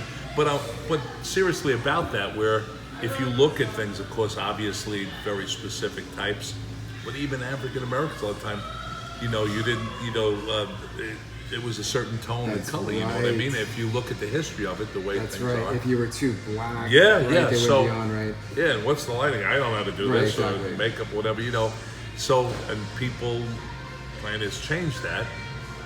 But what I'm saying is, like, I would talk to people and say, wait a second, chances are, and I mean, it's changed now, of course, but chances are that you may not get the same opportunity as someone else. I hate to tell you, you got to write your own story. That's right. That's You know? right. And completely then it. the right person sees it. I know it's very difficult, but it's a lot easier nowadays. I remember when I went to Hofstra University, we had a small film department. And I got the greatest idea. It's going to be this thing, and all football players, it's going to be almost like a Marx Brothers one, and we're going to have 80 people in one. I'll get the whole football, blah, blah, blah, blah, and it'll take about an hour and a half. They said, really? We have Super 8 and 16 millimeter with no sound. Wow. So you watch the movies that were being made in college in the early 70s. Everyone, I mean, it was ridiculous. Someone smoking pot, and they'd have a young woman eating a banana, and, you know, and then close up. No and sound. Say, what, I don't get it, you know, and they smoke pot, you know, and then this was a woman director I knew was making it, and I said, okay, and then everyone's stoned, and there's Super 8. It's Yeah. like people decide they're going to make a documentary, which is valuable to do, but I was sitting in on a friend's film class, and he said, oh, let me. Oh, for sure. Oh, if you got an answer. No. Okay. I don't know what that is. Oh, God, it's my wife, the doctor. Hey. Oh, do it. Hey, love I'm this. sitting in the middle of a podcast. Where are you? Hello. I'm sitting at Snooze. I'm just gonna head out soon, but you need me now? You want to come by here and pick me up, or what are you doing? Sure. Where you headed? Oh, okay. Because he'll take me home. I don't want you to have to come all the way over here. Yeah, I got him. Yeah, my friend, who I met through Charles. Yeah, we're doing a podcast actually right now. They're filming me. Yes. Is that okay? Yeah. Unless you want to go somewhere. You sure? Okay. All right. Yeah, it'll be a little bit long. Almost finished. I'm up to giving advice now to young people. What's that? You're not what? My wife just said I'm not supposed to be on the phone. Get off it. All right. I love it. Tell her I said hello. Hello. Character. Oh. I forgot I had it on. Let me. Oh no, it's fine. just want to- I'm glad she called because she just reminded me of something that I wanted to say congratulations to you on earlier, which is your anniversary, which is tomorrow. No, it's the anniversary of us meeting. The Oh, 10th is you're- our anniversary. okay. Yeah. Fair enough. So Gotcha. anyway, in the theater, yeah. Musician, people would say to me, Stephen, like, oh, Oh, you're the Super smart, you 8, married the a girl heart that surgeon. No, but smoking- then people would say to me, you married a heart surgeon that was smoking. I said, no, I met a musical dropped out of school, went back to school. In her Played flute 30s, which I and- love. Yeah. It's- okay, so, oh, yeah. yeah, but I'm saying that we didn't, you know, now you can get someone, I always just pitched an indie film I got to hear about. They're really good, but I don't even know how much money they have, and I'm looking at it, and I'd be the nasty old cynical detective, and they're all like in their 20s and Yeah. early 30s. Which is cool. I like doing that. You know what's interesting about doing some relatively low budget films? Sometimes you work with a crew of all people that wanted to be filmmakers. I'm not saying they're not going to be. You get hungry people. But yeah, not only hungry, but you get, not that New York, I'll tell you, Albert Finney used to say he loved working in New York because the grip, electric, they really felt they were part of it, which they are part of the film, but really had worked with some of the best and had high standards. What I like about being with young people, not only hungry, but there's a great vibrant energy. It's not like, oh, what are we shooting today? That's right. You know, that feeling, you know, they do takeoffs on shows, Totally. you know, you get like, you know, this, all of a sudden I'll have just the way you're talking to me, okay?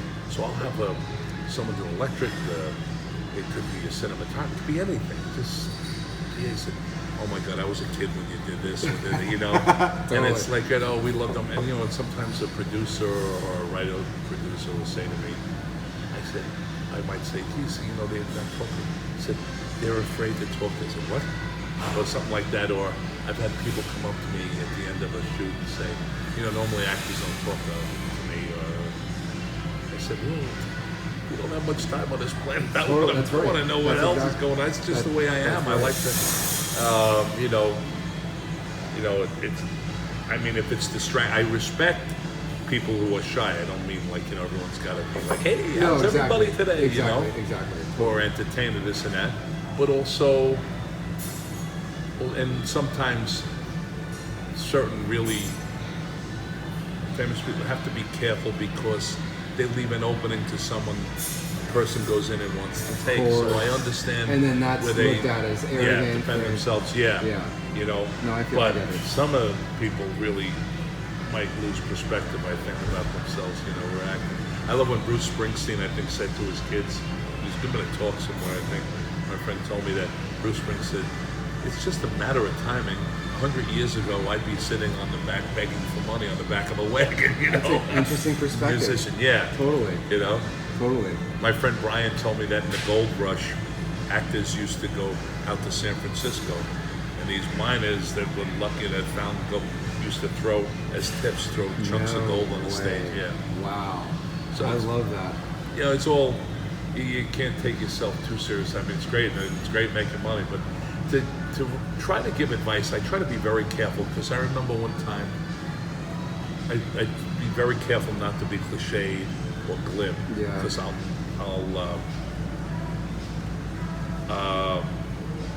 Somebody tried giving you advice when you were I younger? asked him, someone just said, yeah. You know, just get in the showcase. I'll never forget, I finally got my first commercial, and I didn't lord it over him, but the guy would see me. I was working at the health spa at the gym, and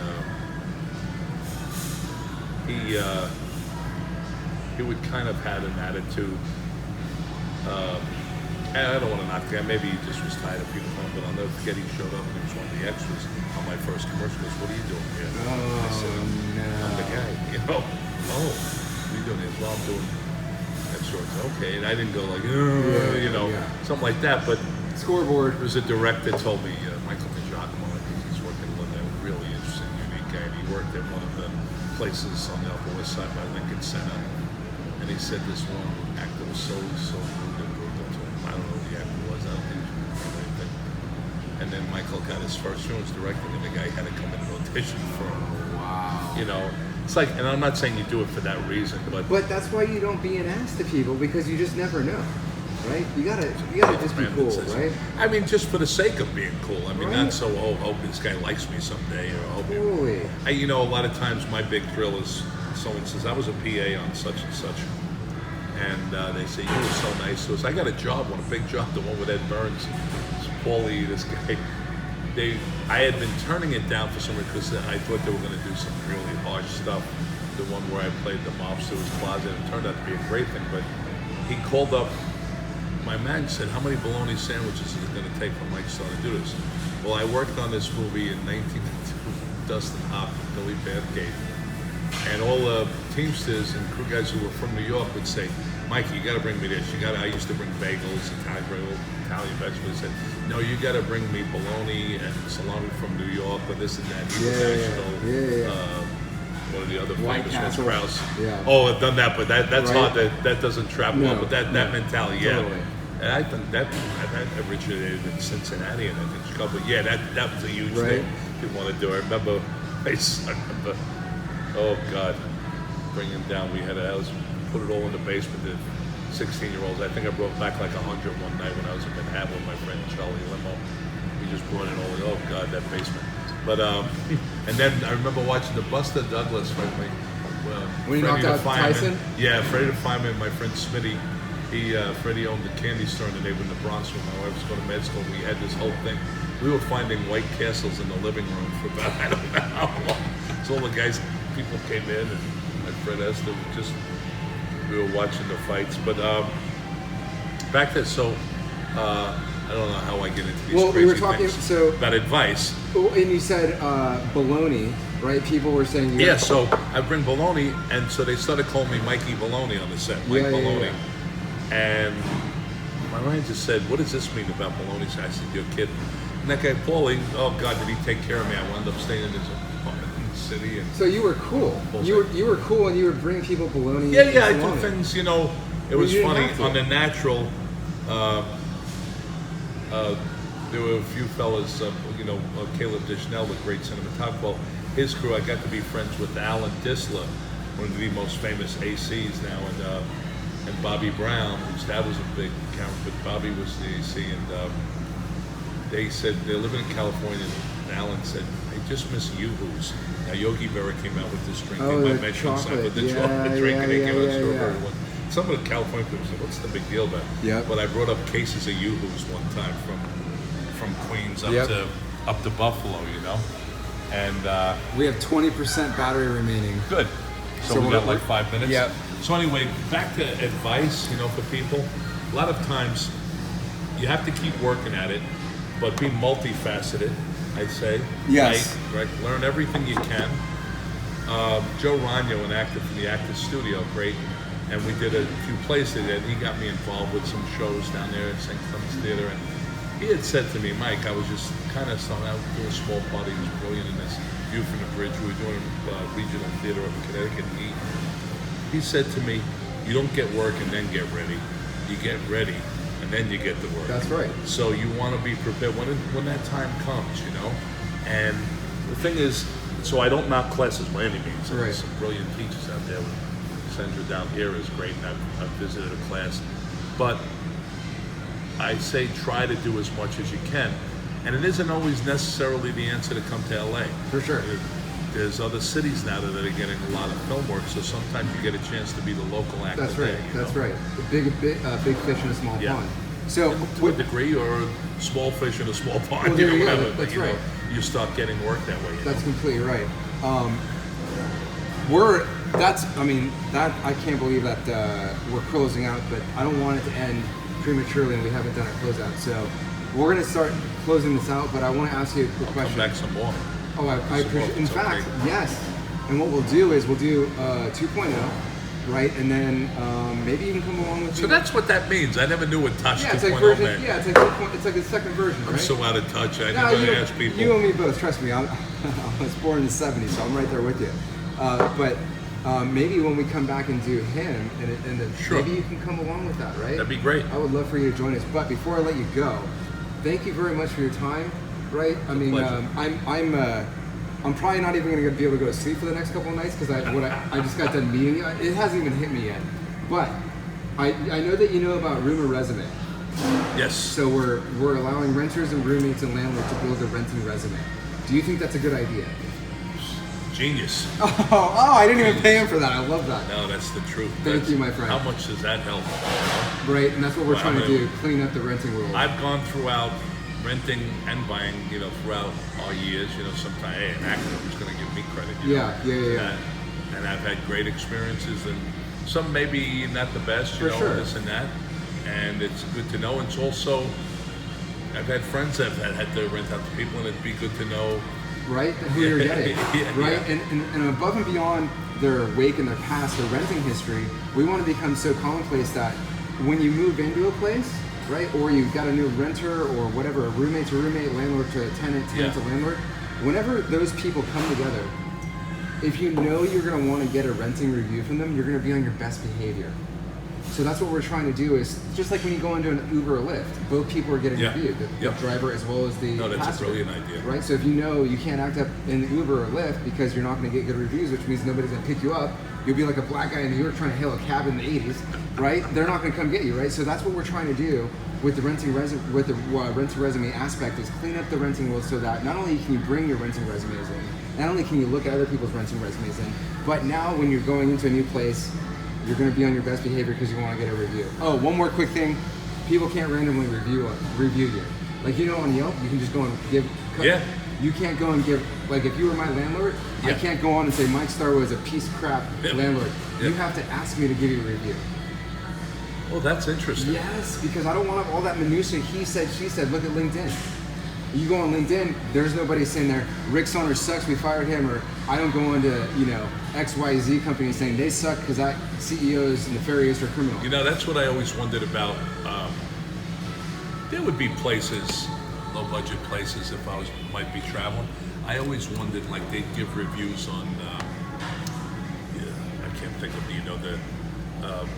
they'd say give a review to me, and I'd say something nice. Sure.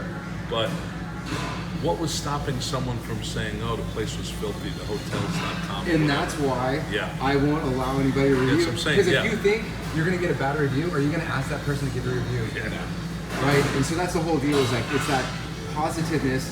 Look, people are going to have bad issues. You might be oil, they might be water, it might not work out, right? So why focus on those bad reviews or those bad experiences? When I go to, when anybody goes to apply for a job, do you talk about the places that you got fired?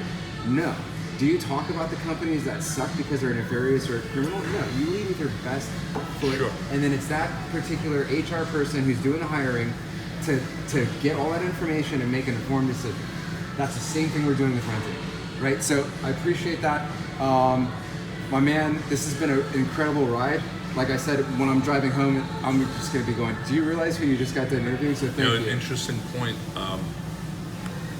And I knew people that were up for it when I got the movie The Bodyguard. And there were some wonderful people up for the same role. I had a friend who was in it. And Jim Wilson, who was producer with Kevin Costner, came up to me and said, so you know that there's such and such, there were different people. I said, yeah. He said, I just want you to know, because I had done Mad Dog Glory with Robert De Niro and Bill Murray. And Steve Jones was producing with James, the director, I think. But they were kind of co-directs. They had done Henry, Portugal Serial Killer. But we did Mad Dog Glory. So anyway, Jim said, he never told me who it was. If it was De Niro or the producer director, he said, we checked on you. I love that. In Chicago. And they said, coolest, nicest things about you, not only about acting, but your behavior on the set. Yes. And we said we got to go with him. Yes, and see my friend. Wow, it was nice when something, just for the sake of doing the right thing, pays off, you know? And you know, everybody that I interview, right, they all say the same thing, no matter who they are, whatever vertical in, whatever they do, they all say, as I ask, how did you get here? They say, you got to just be cool.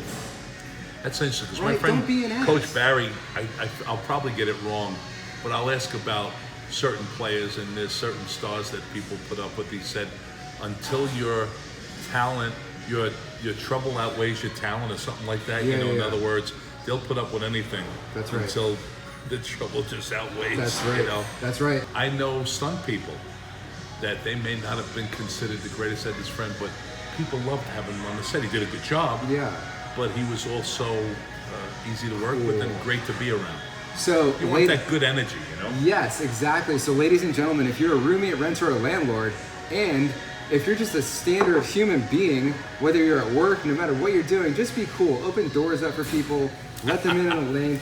We're on our way here and we let somebody in our lane, right? I mean, it's like, just be cool no matter where you're at and enjoy life. And you said something that hit home with me earlier, because I look at my life the same way. Your time here is limited on Earth. Yeah.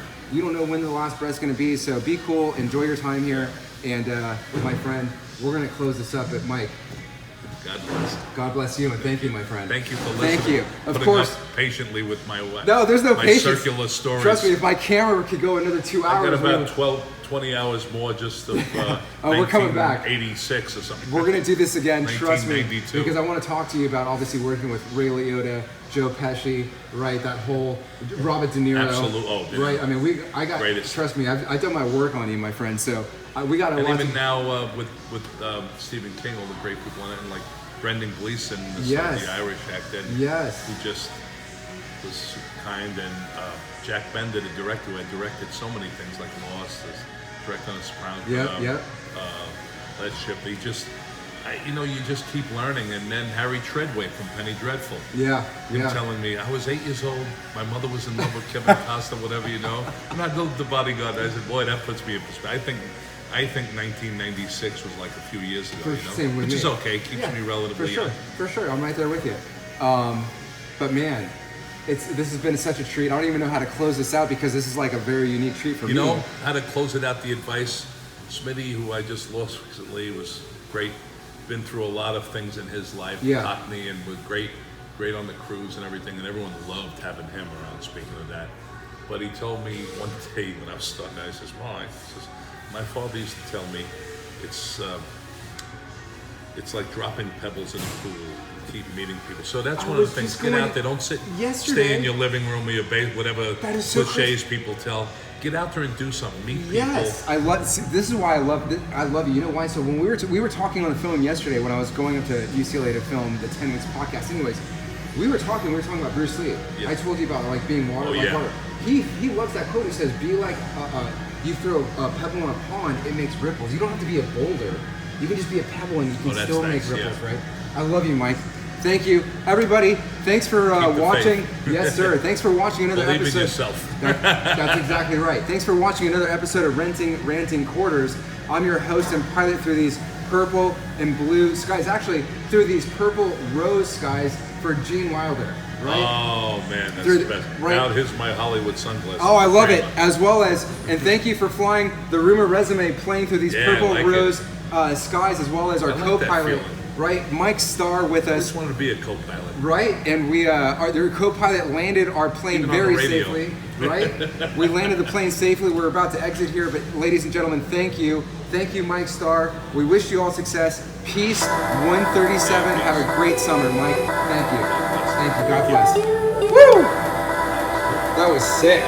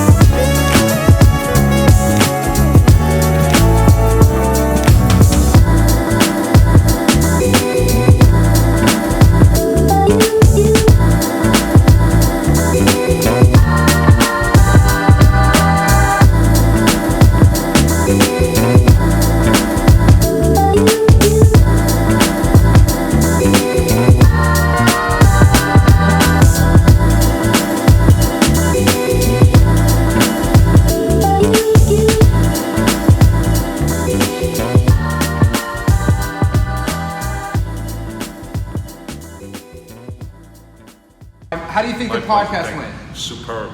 This guy was awesome. I just talked too much. No, he as talked. usual. I love it, guys. You're not going to want to miss this episode. We're going to upload it to our Ranting Quarters podcast as well as our YouTube RoomerResume channel, July the 6th, I believe. But check it out, Ranting Quarters with Mike Starr, RoomerRick, shooting a location at Snooze in Tustin. Thank you very much. Peace. 137. We wish you all success, and Mike, thank you. I'm the guy. Thank you. You're the guy. Thanks, guys. Love you. Commandant. Yeah.